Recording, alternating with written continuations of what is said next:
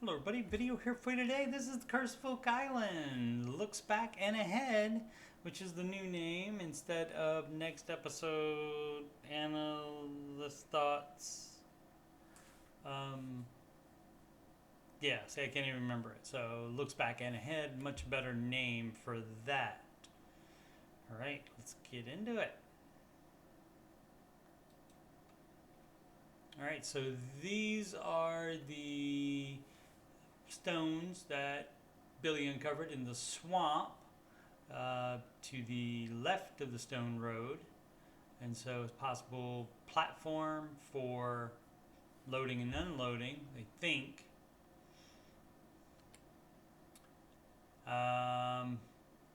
This is a photo from the 1930s that they found a couple seasons ago, something like that, maybe 2019, I can't remember, too many dates. But so you can see this there, diagonally, line of stones, and that is heading toward the swamp.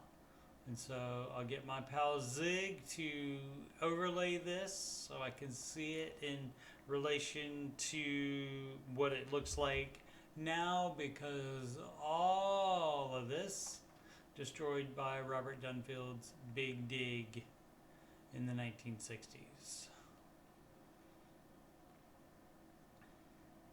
It is very interesting. See the excavation work. Interesting. Okay, this is the omission I did from the no cap recap. I did put it in the comments though. But I missed because my feed cut out, and then when I watched it later, I must have just missed it. That Emma said that the artifact that Carmen Leg is holding, the spike with the wood still on it, she said based on the metallurgy, it is, she dated it 1000 AD to 1300 AD.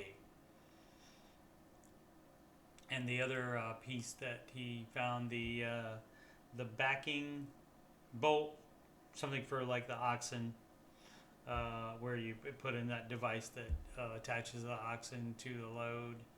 And he said that was early 1600s, I think, to 1760. And he said that it was French. He knows that stuff. That's why they have him on. You can see the continuing work in the swamp, uncovering. They still have so not discovered so much of that. They've not like looked at, hardly any of it at all. Probably by now, maybe they're above, but I think at one point they were at like, maybe 33 and a third, so 33%. Having looked at it, and so there's still 2/3 of the swamp that they have not even touched yet. And so, despite the numerous times, it's just takes a long time. This from last week after Moya found in the Lot 5 structure found blue clay. This is the blue clay that was found 40 feet down in the money pit. And blue clay used to perhaps block water, to do watertight seal. And I mentioned in the no cap recap that Gretchen Cornwall, on her first appearance on the show in season 6, episode 6, check that recap out. I'll put a link in the upper right if I remember. And her theory is that you would shrink the cross to 10%, the Nolan's cross, to 10% of its dimensions, and that would have it, you put it upside down in the money pit, and then the arms are at 37 feet. And so that reminded me immediately of this, because I had just done it, so I can remember things for a few days. And so 37 feet, so that means you would dig off to the side here, to get to the treasure. And the rest of this, you block the water away from it. So that's if you know what you're doing, obviously, and assuming then if that is true, assuming that the rest of it would be a diversion. All the rest of it, the other layers, the 90-foot stone, all that. Just a diversion. It could happen. All right. Speaking of Nolan's Cross, Tree of Life combo graphic here. So on the Tree of Life, the Yasad, Tiferet, and Doth points are the ones that John Edwards is most interested in. They decided to dig Tiferet. I noticed that the Doth point is on one of Nolan's roads right here. And so I might have to dig up that road. So I took a look at the Google Maps of it, and I was just wanting to mark the X on it, and it looks like it's the same day as they were working in the swamp, or like a day or two above, because it's got the same vehicles in the parking area there. And so I think it's very close to that same day that they filmed this swamp part of the episode. But also when I was putting the X there and I look back at this hole right here, this one is on the way to it, so I'm wondering if this one has anything to do with it. The theory that the island was 2 and they added soil in here, they filled it in to hide something, theoretically, and or it was partially joined and they just made it more and added this swamp feature to it, perhaps to hide the fact that it was an inlet at one time. All conjecture there, but very plausible based on the finds. I think I have one more shot. Yeah, aerial shot from the actual episode. Again, there's the Doth point right there, and so you just have to drill right through that. And I'll get Zig to confirm that for me, because I'm not smart enough to do that. But here you see that circle that they dug, and then there's that filled with water, and behind it water again, and like this whole swath here is kind of swampy. And so I mean, once it goes back into this point, that's where you lose your triangle shape, but like up until here, this is all the triangle shape part. A little bit lower than that, I think the triangle shape ends. I don't think this is the eye. I think this is another open spot like that. That's not the eye of the swamp, I don't think. It's more south. The artifact from Lot 8, after being conserved, sent for conservation, and they got it back. It was actually folded on itself, and they unfolded it.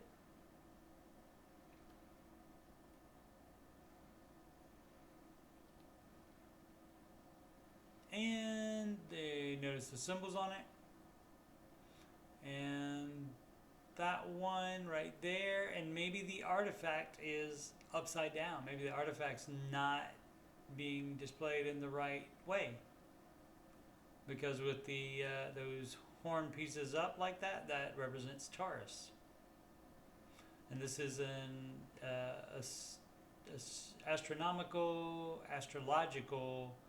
text of some kind. I forget exactly what kind. Sorry about that for the incomplete information.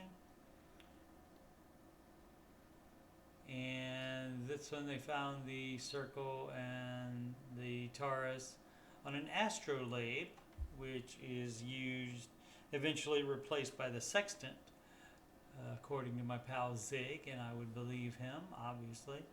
But they did use this to plot buildings, churches, and megalithic structures, such as Nolan's Cross. And so possibly they used an Astrolabe to do that. I can see there where it matches the symbols, and so Doug Kroll reported that research, and so he said this artifact could be a Viking artifact.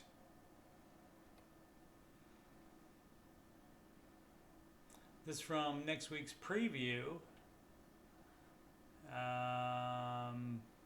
Gary's standing right there. He says there's a circle of stones. They didn't really, there's not a lot of them that you can see there, but maybe they just haven't uncovered it enough, and that brush is in the way right there. But they say that's a circle there, and they say it's right in the area where John said to dig. I thought it was in that puddle right there, but I mean, that is pretty close regardless. And of course, you know what Jethro Leroy Gibbs would say from NCIS.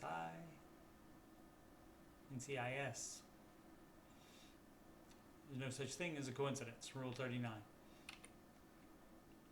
There's an up close view of it. So you can see there's some stones in there, but maybe it's just not as many, but it is kind of a circle. It'll be interesting to see what Dr. Spooner has to say about that. Oh, and this artifact. So this I grabbed from a picture that was shown on the JFree309 podcast. So go over there and check that out. That's the channel. JFree309 is the channel, and that podcast is on Wednesday nights at 7:30 Eastern Time is when that starts, and they do a live talk about Oak Island, the previous night's episode and upcoming episode.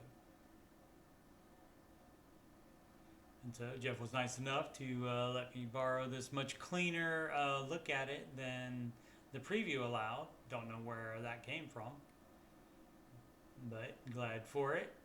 And so I did a Google Lens search on it, and this one was the most like it. You can see the thinner top there, and so it says a good, not a bad one I guess, a good Roman military tanged iron armor piercing arrowhead from Germany.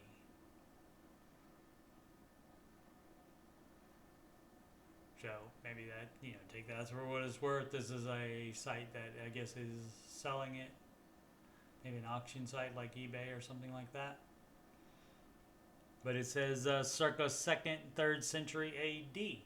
So again, not a credible source, because it's just on basically eBay for historical items. But still, something to think about. And this is where I should have had the clip for which I don't have the sound effects yet.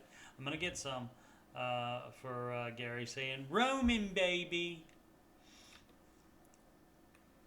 Corin Mall, co-author of the Jerusalem Files, returns to the show next week. And he says he found some of the same markings in symbols that are on Oak Island in a castle in the Netherlands.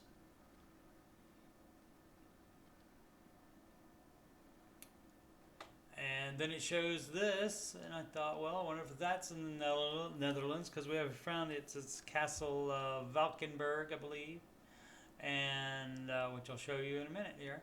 But then this, I didn't know if this was Netherlands as well. So I did a Google Lens search on this as a picture as well, and it came up with, let's see,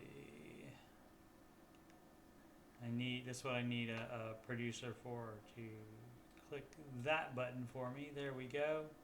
It came up with Castello Suardi Bienzano in France. And so I thought, well, let's see how that works. As far as distance in between. So you can see, whoops, there's the Valkenburg Castle ruins right there. And you go to Dusseldorf and get on a plane and go an hour and 30 to Castello Suardi. Hopefully they did that rather than drive the 9 hours. Not fun to drive a long way. And so what are we going to look at first? I guess let's look at the Netherlands. Come on, stay away. Vandenberg Castle ruins. Come on.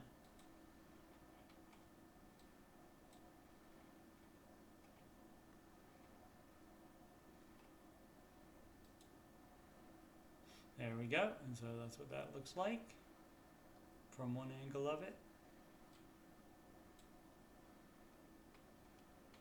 So I assume they'll be going there, and also to, can I get rid of those by clicking on that one? Nope. Alright, still going to show me the other routes or whatever I did to when I clicked it. Come on, move up. Alright, Castello Suardi, and so again that's in France. Lombardo, I think, is the province. And interestingly, about halfway between those two, Stuttgart, then West Germany. Yes, I'm old. It was then West Germany, but I was born in Stuttgart, roughly halfway between those two. And of course, as you know, there's no such thing as a coincidence. So take that for what you will.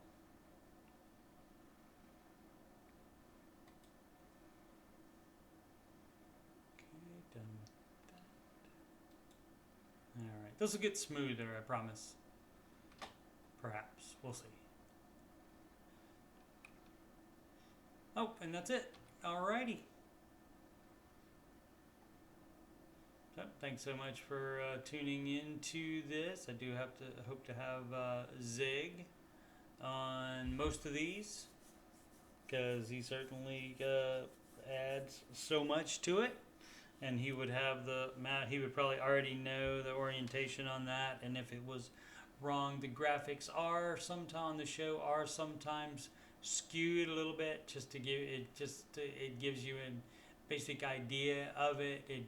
They don't often have the exact point plotted on those graphics, so take those for as you will. Alright, I'm going to stop rambling and end this and say thank you for subscribing.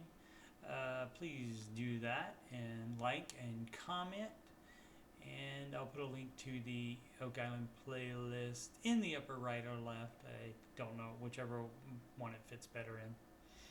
Alright, thanks again for watching. Sempre avanti. That means always forward.